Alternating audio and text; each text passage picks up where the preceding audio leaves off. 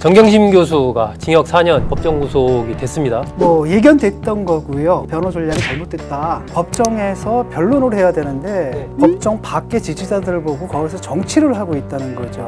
지금이라도 전략을 바꿔라. 인정하고 사죄하고 반성하는 모습을 보여서 정치적인 욕심에서 벗어나서 그 자신과 가족을 지키는 게 현명하지 않냐. 옆에서 자꾸 거짓말하게 시키는 사람들은 조국 전 장관을 사랑하지 않아요. 절대 책임 안 집니다. 네, 여러분 안녕하십니까. 시사저널 TV 시사 끝장입니다. 정치권 시기가 발빠르게 돌아가고 있습니다. 윤석열 탄핵 얘기도 나오고 개각, 또 청와대 개편, 또 서울시장 선거전을 앞두고 속속 출마를 선언하는 움직임이 이어지면서 숨가쁘게 2021년을 내다본 움직임들이 벌어지고 있습니다. 오늘 이슈는 진중권 전 동양대 교수 모시고 같이 얘기 나눠보도록 하겠습니다. 진 교수님 반갑습니다. 예, 안녕하십니까. 네. 지난번에 이제 정경심 교수가 징역 4년 법정 구속이 됐습니다. 예. 재판부가 이렇게 얘기를 했어요. 죄질이 나쁘다. 반성도 안 하고 인정도 안 하고 있다. 이렇게 얘기를 했고, 이런 부분에 대해서 이제 조국 교수는 아연하고 아득하다. 이렇게 소감을 밝히면서 앞으로 내 재판에서 관련 부분을 다루겠다. 이렇게 얘기를 했는데, 진 교수님 정경심 교수 구속 이거 한마디로 어떻게 보십니까? 예견됐던 거고요. 예견됐다. 네. 12월 23일 날 판결이 나왔는데 네. 아주 공교롭게도 작년 같은 날 12월 23일 날 제가 올린 글이 있더라고요. 같은 날이었어요? 예. 거기서 뭐라고 얘기를 했냐면은 지금 변호 전략이 잘못됐다. 왜냐면은 법정에서 변론을 해야 되는데 네. 법정 밖의 지지자들을 보고 거기서 정치를 하고 있다는 거죠. 그런데 그 사람들이 법정에서 하는 얘기를 열성적인 지지자들은 믿어줄지 몰라도 네. 이 법정에서는 통하지 않거든요. 여기 어차피 법의 논리 가지고 하니까. 법의 논리로 판단을 하고 그다음에 법정에서는 엄격한 증거 절차를 거치게 돼 있어요. 네. 그러니까 거기서 거짓말을 할 수는 없는데 무리한 전략을 이제 편 거죠. 그래서 그런 경우 이제 어떤 문제가 발생을 하냐면은 네.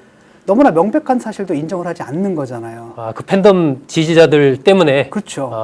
그러니까 그 판결문에도 실렸죠. 그러니까 명백한 사실도 부정하고 너무나 말도 안 되는 변론을 펴고 있다.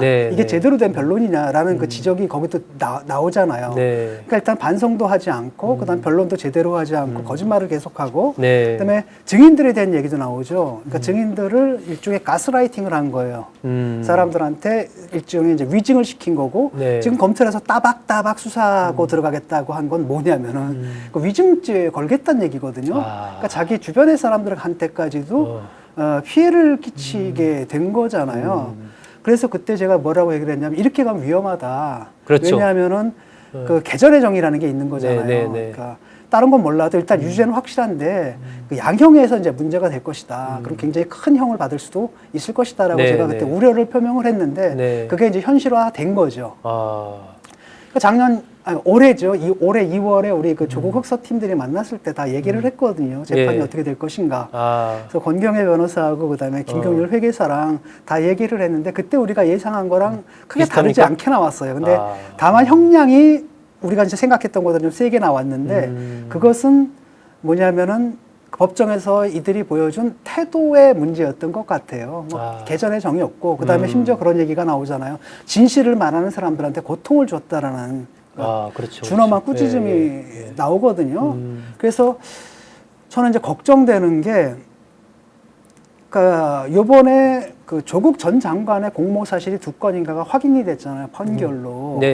이러면은 그때는 이제 우리가 어떻게 예상을 했냐면은 아마 정경심은 구속일 것이고 그다음에 조국 전 장관은 왜냐하면 아내가 구속됐잖아요.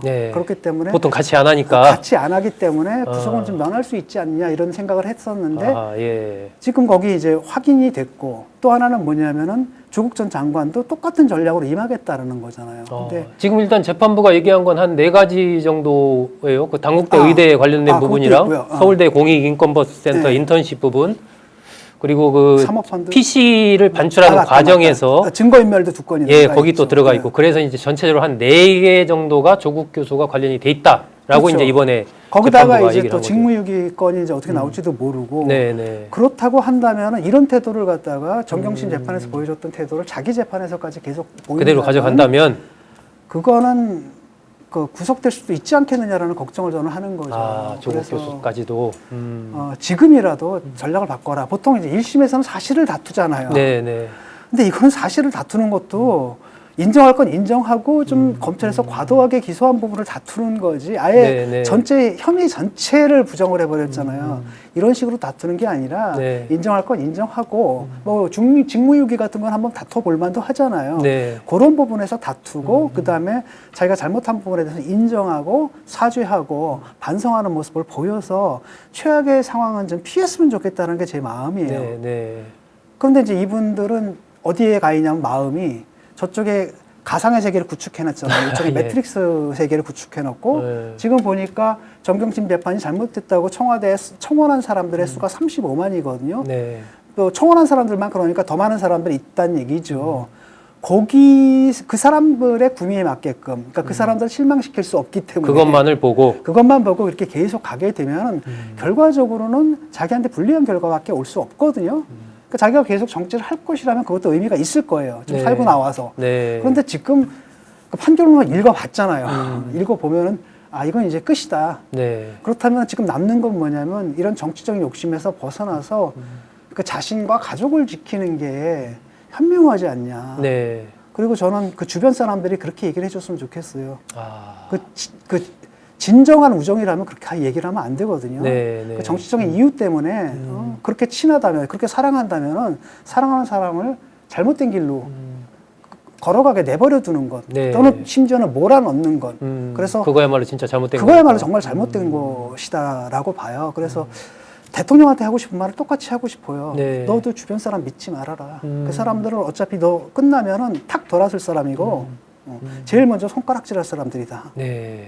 그 조국 그 교수는 뭐 우리나라 최고의 어떻게 보면 그 형사법 전문가니까 뭐 정경심 교수야 어떻게 보면 뭐 그 아까 말씀하신 그런 측면에서 지지자들 등등등 해서 뭐 그런 전략을 폈다 해도 조국 교수는 본인 자체가 어쨌든 형사법 전문가인데 아 그게 근데 여기서 안 통하나요? 제가 뭐 미학 전공에 따라서 그림을 잘 그리나요? 네. 아니면 뭐 음악을 잘하나요? 그런 거 아니잖아요. 네. 좀 별개의 문제고 제가 볼 때는 법리적으로 너무나 저 같은 문외한이 봐도 법리적으로 말도 안 되는 전략을 펴고 있어요. 네.